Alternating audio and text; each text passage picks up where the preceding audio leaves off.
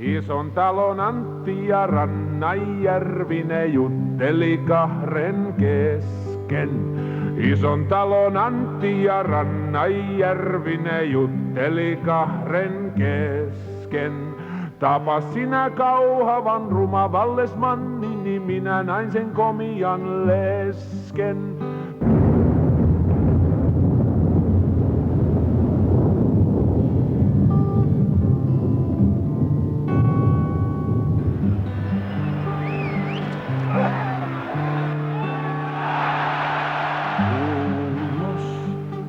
Oletko ollut Piruun yhteydessä?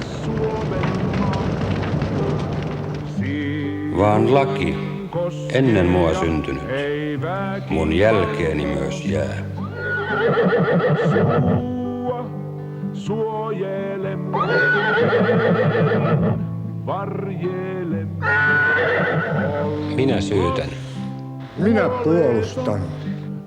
Minä tuomitsen. Valveilon.